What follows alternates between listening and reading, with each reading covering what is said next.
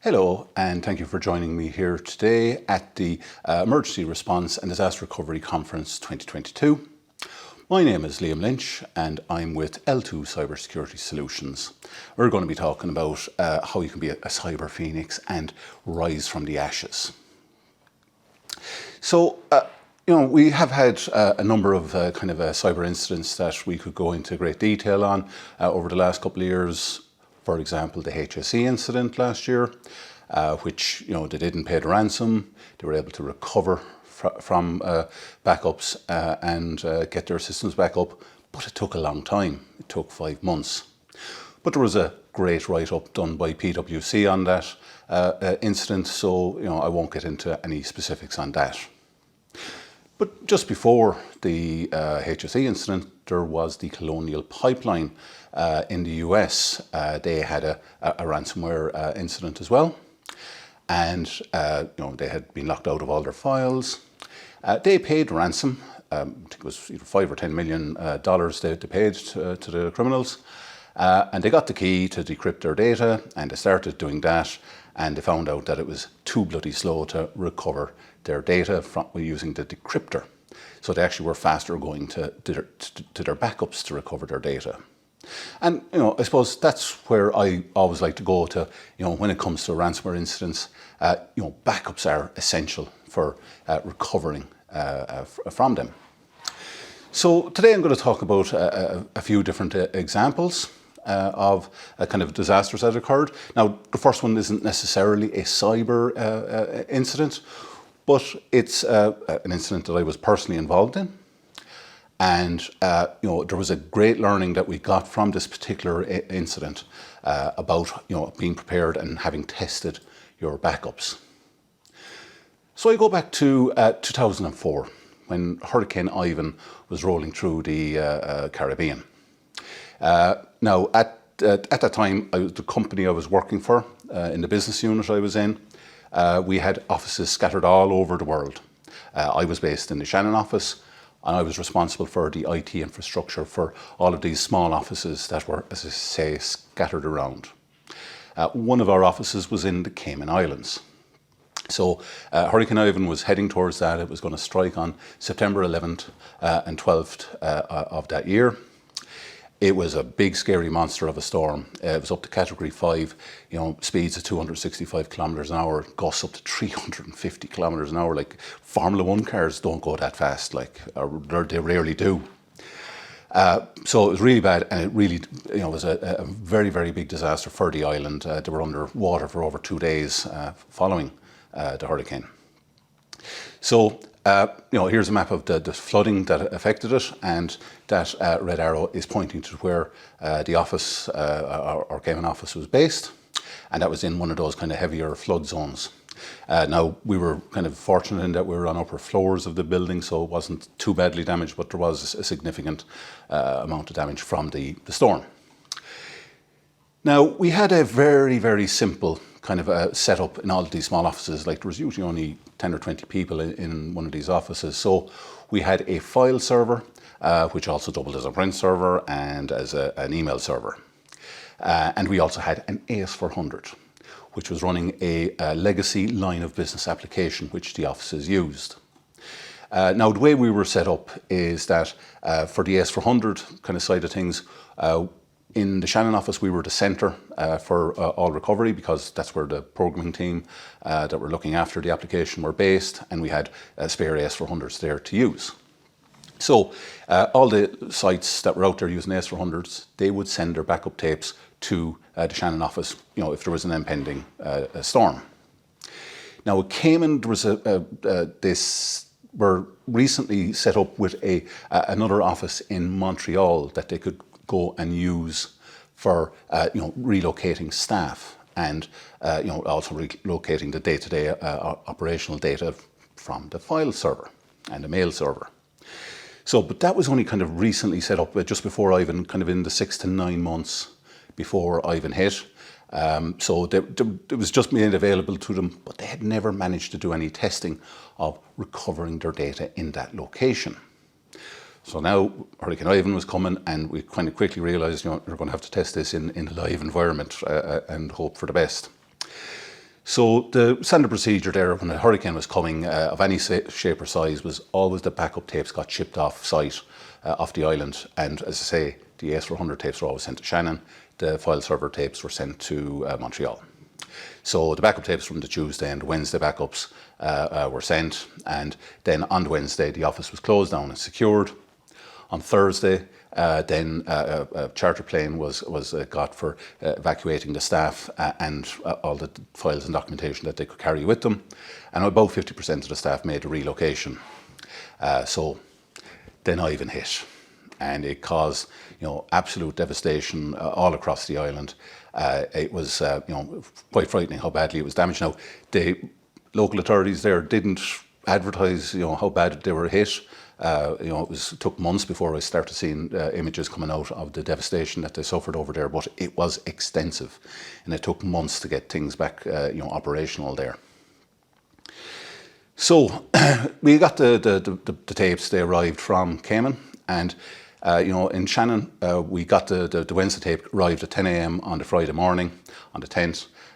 Stuck them into the backup AS400. We were back up and running, with the system up and running by that afternoon, tested and everything from Montreal. The staff there could access the system. This was something that we tested every single year, and it was a well-oiled machine. It just worked because we'd practiced. But with the Montreal situation, we had an added complication that the Cayman IT staff member was on vacation that week and was also due off the following week as well. And when the IT people in Montreal received the backup tape, they started looking through it. They kind of weren't sure about stuff, and they tried to recover the data, and they couldn't recover the permissions. There was these Active Directory issues that they had, so they couldn't work out, what folders, should be permitted to, what users. So this caused quite a considerable delay for them getting the the data back up and access available to the staff. Now, they were able to eventually get in contact with the IT person who talked them through most of it and got the kind of basic setup ready for the Monday morning. But they had to work through the weekend to get this all sorted out. So it took a lot of effort to get them recovered on something that should have been really simple to do. And after this incident, they started practicing it, so they got to a better place with that. Now the IT person did show up kind of midweek, the following week, so that got everything, all the final niggles sorted out. But that was something that, and they were there operating there for up to 3 months afterwards, because of they had to wait for the office to get back into shape. But this, as I say, I think is a really good example that shows you that, if you've done some preparation, if you've done some testing, you can get yourself back up and running quickly and easily.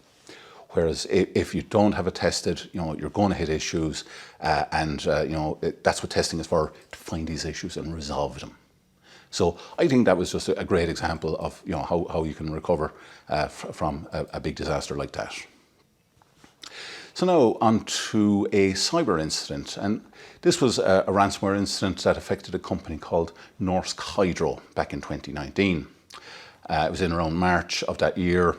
They got hit. Now, it's a fairly large organisation, 35,000 employees across 170 locations, and were hit with this Locker-Goga ransomware. And the criminals had been in their systems for months beforehand, looking around, accessing everything they could access, dropping their ransomware executable on all the different computers that were accessible to them. Now, this was kind of in the days, like this ransomware is a bit more basic than what, say, hit the HSE, but they spent months in there just spreading this stuff around. And as I say, then they hit, they executed everything. Every machine was suddenly hit with this ransomware, and everything locked down. And one of the unfortunate things for the CEO of that company was he was in the job one day at this stage. So this was his second day this thing hit. So it was a real kind of a major crisis for this new CEO. But the damage that was caused was mainly to all their kind of the systems that were controlling a lot of the automation and a lot of the orderings of goods and services and orders from customers. But They had various different business processes there. Some of them were not impacted at all. There was the energy and bauxite and alumina were normal throughout. Primary metal was running, but with a lot of manual intervention, so things were much slower, but they were able to keep going, which was good. But their kind of very specialised division, the extruded products division, was significantly impacted. Like, it was shut down pretty much immediately. They had no output as soon as they were hit.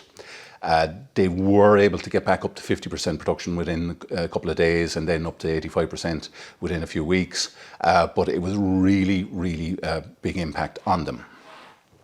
Now, the new CEO, the first thing they came out with and said, we're not going to pay. There's no way we're going to pay. We're going to get ourselves back up and running.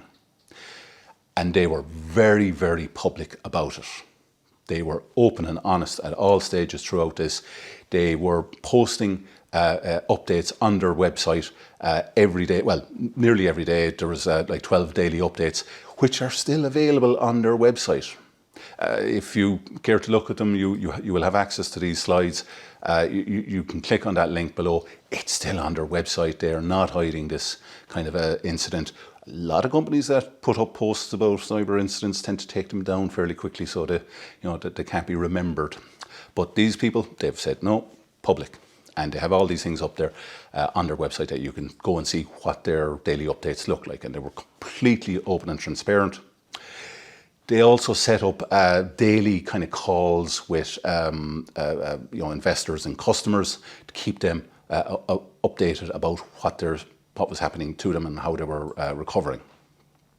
And they even went as far as putting up videos of various staff talking about what were they having to do to get around some of the situations that they were facing and the difficulties that they were encountering. So these are all available there still as well. How their staff dealt with this whole situation, which was, really good, and it was encouraging for those people who, may have been feeling, upset or, under pressure as a result of this incident. So the openness and transparency here was just absolutely incredible. And how did they get over it? Well, they did it the old-fashioned way. There was one foreman in one of their plants. He didn't like using the kind of automated process that they had in place. So he used to print out all of the orders, and when they were completed, he would file it away in a binder and kept that on a shelf. And that enabled them then to, go back and see, if they needed a new order for a product or something that they had done before. They could consult the order book, pick out the order form for that, and redo that. So this one foreman had this done, and he was hailed as a hero to the company because they were able to operate at a really high level still in that one plant. For taking orders in 2019, they went back to using fax, which is something, I haven't had to look at a fax machine in 20 years now at this stage. But, they started using fax again, and, people started using, ordering through that. Now, they also use WhatsApp and Facebook Messenger, but, they went back to fax, it works. They even got some flexibility from their employees. Salespeople went down to the factory floor and worked on the machines. So, again, people were being very flexible, and they even brought in some of their old retired employees who were there from many years before, who were familiar with doing things in the manual way and the manual processes that they used to employ. So, that bringing that kind of experience back into play, really helped. Now, it did take, several months to get fully back up and running again. It cost them significant amount of money. It was tens of millions of euro that it cost them. And, the ransom would have been, I think the ransom was something like 10 million. So, people were critical of them for saying, well, you lost money there. That's not what you should have done. You should have paid ransom, and you wouldn't have had to spend all that company's money. But it's not just paying the ransom, and that's the only cost involved in recovering going that route. once you pay the ransom, there are a lot of other steps that you need to take to get your systems back up and running securely. Again, so there's a lot of other costs following paying the ransom. So I don't think that is a good criticism for them. But the really interesting thing, though, in this incident was within a couple of days of it hitting them, their share price went up because, I believe, because they were being open and transparent. They're saying, we're not paying, we're going to recover our systems, and that's it. And here we are, we're telling you all about it. So that was a very, I think a very significant, benefit to them. So that was a great example, I think, of, where you can get yourself back, again, using kind of old-fashioned means, paper-based, manual-based processes. We'll bring things up to much more up to date with the Ukraine invasion this year. Now, of course, the whole situation between Russia and Ukraine has been going on actually for the last 8 years, since 2014, with the annexation of Crimea by Russia. And since then, there has been this kind of ongoing tension and activity between those two nations. Like where back in 2015 or 2016, there were power cuts caused in Ukraine. I think 2015, where the power was cut for perhaps 6 hours. I think it was only about an hour in 2016. But it was allegedly the power was hacked from the outside by devices that came in from Russian IP addresses. So we think it's the Russians.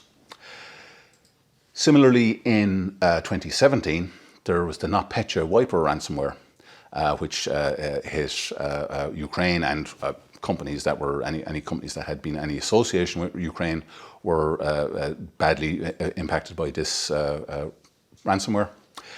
And again, this was widely attributed to Russia. And now the thing with retribution of hacks of any kind, it is actually very difficult to be able to point a finger and say, yeah, it was this person or it was that person. It's very, very tricky to do this. But given the geopolitical situation, the balance of knowledge is it was Russia that did it.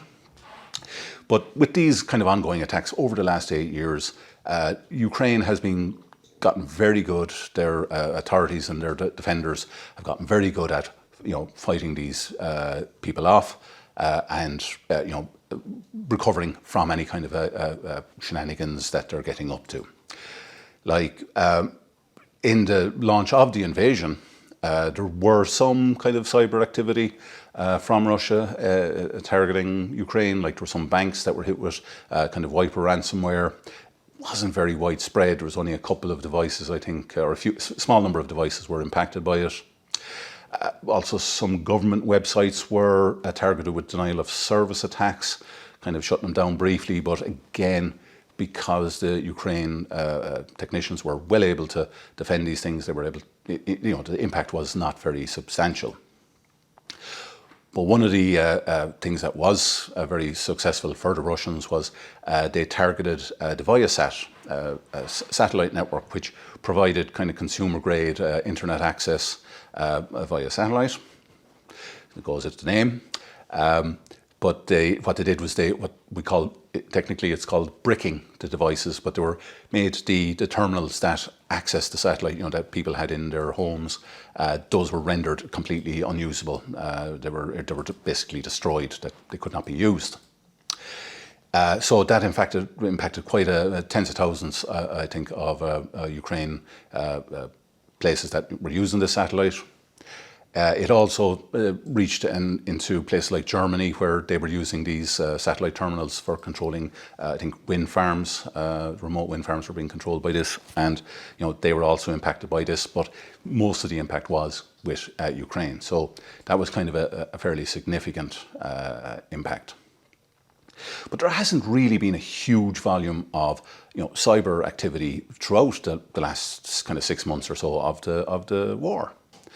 And there was a great analogy I heard recently on a podcast where they talked about, if you're trying to do some kind of a physical kinetic war, if you ask an Air Force general, give them a target and say, I want you to, destroy this target.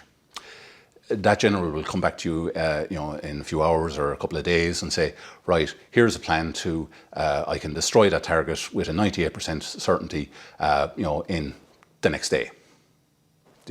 They can do that because it's kinetic and they know it very, very well. But in the cyber realm, if you want to do something similar, if you asked a general in a cyber command will say, I want you to target this service and take it down. They'll come back in a few days and say, right, here's a plan that in 6 months' time we might be able to, degrade the service with about a 70% chance of it being successful. So the cyber world is very, very slow to, for these kind of cyber operations, for cyber warfare to go on. So it's, I think that's perhaps why we're not seeing so much of it going on with Ukraine. But we're seeing a lot of kinetic damage. And, you can see here from the images of, there's craters here where there was, cables running across it, and there's poles carrying cables and communications. And what we're seeing here is what are being called the heroes of Ukraine, the telecoms engineers who are out there who are reconnecting all of their services. And you'll also notice there in the bottom left-hand corner photograph, there are some people there with weapons on them.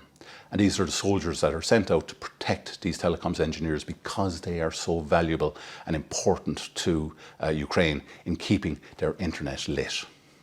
And that's what they're doing. They're going out there, keeping everything connected, repairing the battle damage that's caused. But also the mobile telecoms operators over there are becoming very, very flexible as well in order to kind of keep people being able to communicate with each other. They have come to an arrangement between themselves that if one of the mobile operators, if they get shut down by either a cyber op or a kinetic operation, that their customers will be allowed to roam onto any of the other operators freely, so that nobody loses any kind of mobile connectivity. They're also taking measures to try and prevent any kind of Russians or Russian-friendly individuals from accessing their mobile networks and using it to connect back to Russia. But also, there was a great effort to bring new satellite connectivity to Ukraine, and they've had a delivery now at this stage of over 13,000 Starlink systems. And Starlink, if you're not sure, is the low Earth orbit satellite network, which offers high-speed broadband. Not all across the world, but over quite a considerable amount of the, particularly in Europe. And it's really good. It's really fast. You'll be seeing me live from it in a few minutes, but it's that has really helped the Ukrainians to continue to fight the war against Russia and also keep communications with the outside world there and available. So it's been a tricky situation for them, but they're keeping going and they're keeping their connectivity there, and that just shows how resilient people can be. So what can we learn from all of these stories? Well, I think, I suppose, I said it at the outset, probably the most important thing is always practicing and testing your recoveries. Because, that way you will, make sure you iron out any problems early on. But also if things change, because our IT environments are constantly changing. So if something new is added to it, you want to make sure you pick that up and you make sure you are able to recover that if something should happen. If you have some critical processes that are vital to your business, and if they're automated or depend on the use of computers, have some manual processes available. Just, have the knowledge of them somewhere, that they can be called into play if they're needed. Like what we had with Norsk Hydro, when they brought in those retired individuals, put that knowledge, document that somewhere so that you can have that available should you need it in the future. Be flexible, and maybe hope your employees would be flexible as well, so that in a time of crisis that they will maybe coming off holidays, or they may be able to do different work or work on shifts. Something there that helps to keep the business going and and recover from the disaster. Again, with the Norsk Hydro, investing in good PR and communications, that I think is really crucial. I have seen so many terrible communications after a data breach from some companies, where they say, oh, we take the security of your data very seriously. I think that's very disingenuous, because if you did actually take the security very seriously, you wouldn't have had this incident in the first place. You can stop these things if you do take security seriously. So don't come out and say that. Be open and honest, own the problem, and communicate it in a very, very professional way. Look out for new technologies like, say, the Starlink, or something that might be used to be able to get yourself recovered. So just keep an eye on those. That you might need to employ them. If you can get your hands on them fairly quickly, then in a time of crisis, all the better. But don't rely completely on one single technology. Like if you're invested in the cloud, if you've got something in the Microsoft cloud or the Google cloud or Amazon, if you're completely dependent on that one kind of a technology, maybe have an alternative available that you can switch to, just in case that isn't available. However small the risk is, just have something there, because if that goes down, if that's dead, you could be dead in the water as well. So have some alternatives available. But also, if you do have an incident, share the knowledge of what's going on, what happened, what did you find, how did you recover from it. Try and share this publicly, because you will help other organizations who maybe, they may be competitors, but, if you're open and honest, and you don't have to tell them your secrets, but just tell them, what happened. Be open, honest, share your lessons learned so others can learn from you. I have made mistakes in the past. I've had problems in the past. I have posted publicly about them. I've shared that knowledge with everybody else so that they can learn from my mistakes. I think everybody should do that, because it's really, really important. So that's pretty much my presentation. I've got, just to highlight just some of the services that I offer from my business. I do staff awareness training, I do independent security assessments, and I also do business resilience planning. And just quickly to finally throw a hat tip to Paddy Curley. Paddy was speaking at the CMG Events Cybersecurity Conference in early July. And in his presentation, he was covering the Ukraine situation. He's got a blog post there at the link, which is really informative. And that was what put me onto some of the stuff that was going on in Ukraine and what they were facing. So it's a really good blog post to have a read. So that's it. Thank you for listening to my presentation. I'm available now to take any questions you may have.